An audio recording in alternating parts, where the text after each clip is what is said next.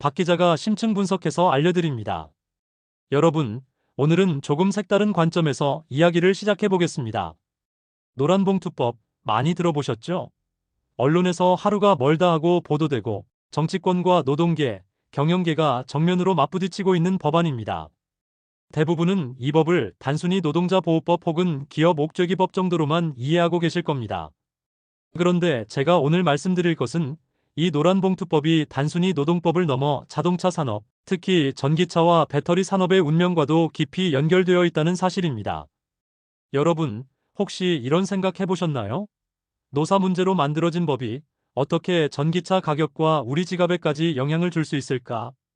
오늘은 그 숨겨진 연결고리를 조목조목 풀어드리겠습니다. 1. 노란봉투법, 어디서 시작됐나? 노란봉투법은 노동조합법 제2조와 제3조 개정을 골자로 하고 있습니다. 이름은 다소 감성적입니다. 2009년 쌍용자동차 사태에서 비롯됐습니다. 당시 회사는 대규모 정리해고를 단행했고 노동자들은 장기 파업에 들어갔습니다. 결국 법원은 노조에 47억 원이라는 막대한 손해배상 판결을 내렸습니다. 그런데 이때 한 시민이 노란 봉투에 4만 7천 원을 넣어 언론사에 보냈습니다. 작은 힘이라도 보태겠다는 의미였죠. 이 사건은 큰 파장을 일으켰고 결국 지금까지도 노란봉투법이라는 이름으로 상징화되었습니다. 여기서 질문 하나 드리겠습니다. 당시 시민들이 마음을 모아 법을 바꿔야 한다고 외쳤던 그 취지가 오늘날에도 그대로 이어지고 있을까요? 법의 핵심, 사용자 개념의 확대. 노란봉투법의 취지는 분명합니다. 노동자들이 파업했을 때 기업이 과도하게 손해배상을 청구하는 것을 제한하자는 겁니다. 하지만 진짜 논란의 불씨는 다른 데 있습니다. 바로 사용자 개념 확대입니다. 기존에는 노동자가 속한 회사와만 협상을 했습니다. 하지만 이제는 하청 노동자가 원청 기업까지 직접 상대할 수 있도록 문이 열립니다.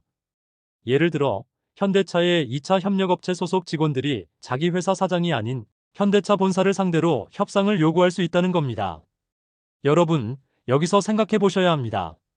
수천 개 하청업체의 노조가 동시에 원청을 상대로 협상한다면 과연 협상이 매끄럽게 진행될 수 있을까요?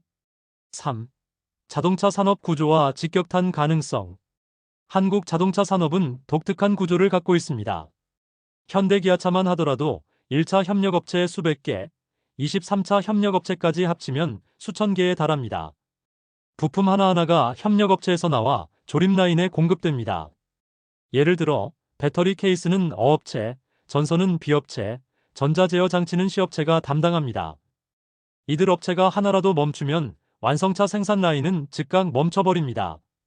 노란봉투법이 시행되면 어떻게 될까요? 각 하청업체 노조가 원청을 상대로 교섭을 요구하게 됩니다. 교섭 창구 단일화 제도가 있긴 하지만 누가 대표를 맡을지 어떤 기준으로 단일화를 할지는 아직도 불분명합니다. 혼란은 필연적입니다. 이쯤에서 질문 드립니다. 한 회사의 노조와 협상만 해도 두세 달 걸리는 상황에서 수천 개 하청업체가 동시에 협상에 들어간다면 생산 라인은 어떻게 되겠습니까? 4. 실제 사례로 보는 협상 리스크. 현대차 노조의 사례를 들어보겠습니다. 2022년, 2023년 연이어 협상 과정에서 노조는 사측의 불성실한 태도를 이유로 협상 결렬을 선언했습니다. 다행히 대규모 파업으로 번지진 않았지만 그 과정에서 몇 달간의 불확실성이 이어졌습니다. 만약 이런 일이 전기차 생산 라인에서 동시에 벌어진다면 어떨까요? 전기차는 내연기관차보다 공급망이 훨씬 복잡합니다. 배터리셀, 모듈, 팩, 각종 반도체, 희소금속까지 얽혀있기 때문입니다. 한 달만 부품 공급이 지연돼도 출고, 대기 차량이 수만 대씩 쌓일 수 있습니다. 여러분, 여기서 중요한 질문 하나. 이 지연의 끝은 결국 누구의 부담으로 돌아올까요? 기업일까요? 정부일까요? 아니면 소비자일까요? 5. 글로벌 스탠다드라는 주장, 정말일까? 노동계는 말합니다. 이미 선진국도 원청 책임을 인정한다. 글로벌 스탠다드다. 실제로 미국이나 일본, 유럽에서는 법원이 판례를 통해 원청의 책임을 묻는 경우가 있습니다. 하지만 차이가 있습니다. 해외는 사건별로 개별 판단을 내립니다. 반면 한국의 노란봉투법은 원청의 책임을 법으로 의무화합니다. 즉, 전 세계적으로도 드문 방식입니다. 여러분은 어떻게 생각하십니까? 노란봉투법은 진정한 글로벌 스탠다드일까요? 아니면 한국만의 실험일까요? 정리해 보겠습니다. 노란봉투법은 노동자의 권익을 지키려는 취지에서 출발했습니다. 하지만 자동차 산업처럼 수천 개의 협력업체가 얽힌 구조에서는 오히려 산업 전체를 멈춰 세울 위험이 있습니다. 생산이 멈추면 기업은 손해를 보고 손해는 가격 인상으로 전가되며 결국 소비자가 피해를 떠안게 됩니다. 노동자의 권익 보호와 산업의 안정성, 이 두 가지를 동시에 잡을 수 있을까요? 아니면 우리는 곧 산업 경쟁력과 소비자 부담 중 하나를 선택해야 할까요? 본격적으로 전기차와 배터리 산업, 그리고 소비자에게 돌아올 파장을 깊이 살펴보겠습니다. 1. 전기차 산업, 왜 특별히 취약한가? 전기차는 단순히 내연기관에서 모터로 바뀐 차가 아닙니다. 산업 구조가 완전히 다릅니다. 내연기관차는 엔진, 변속기 같은 대형 핵심 부품을 소수 업체가 공급합니다. 하지만 전기차는 배터리셀, 모듈, 팩, 냉각 시스템, 배선, 반도체 칩까지 부품 의존도가 훨씬 높습니다.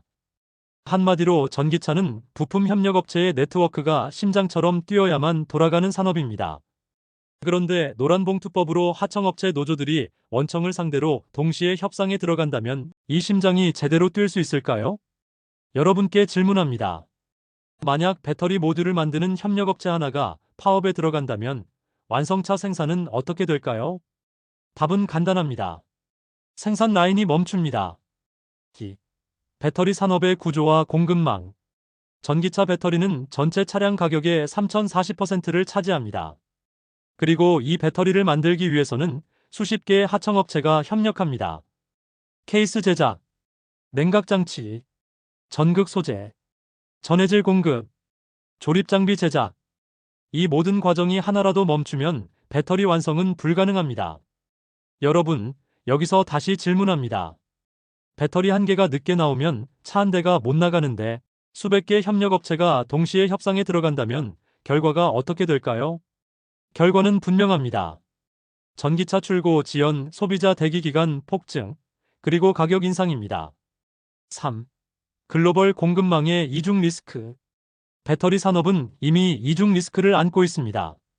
첫째, 지정학적 리스크입니다. 리튬은 호주와 남미, 코발트는 콩고, 흑연은 중국 의존도가 높습니다. 특정 국가의 정치적 상황이나 수출 규제 하나만으로 가격이 치솟습니다.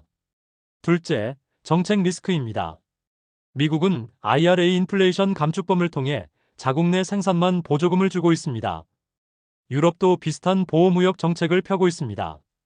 그런데 여기에 노란봉투법이라는 국내 리스크가 더해진다면 어떨까요? 원자재는 해외에서 불안정하게 들여오고 국내에서는 노사 협상으로 공급이 늦어지고 결국 기업들은 한국 대신 미국이나 유럽으로 생산기지를 옮기려 할 겁니다. 여러분, 생각해 보십시오. 기업이 떠나면 남는 건 무엇일까요? 일자리는 줄고 세수는 줄고 남는 건 더 비싸진 차값뿐입니다. 4. 소비자에게 닥칠 직접적 충격. 전기차 소비자들이 가장 두려워하는 단어가 있습니다. 바로 배터리 교체 비용입니다. 현재 기준으로도 배터리 교체비는 2천만 원 이상입니다. 보증기간이 끝나면 이 금액은 고스란히 차주의 부담이 됩니다. 노란봉투법으로 공급망이 흔들리면 어떻게 될까요? 부품 단가가 오르고 교체 비용은 더 폭등합니다. 보험료도 마찬가지입니다. 이미 보험사들은 전기차 사고 시 배터리 교체 비용이 너무 높다며 보험료 인상을 검토하고 있습니다. 공급망 불안까지 겹치면 보험료 인상은 불가피합니다. 여기서 또 하나의 질문을 드리겠습니다. 배터리 가격이 오르고 보험료까지 오른다면 전기차는 여전히 서민의 차가 될 수 있을까요? 5. 중고차 가치의 붕괴 가능성.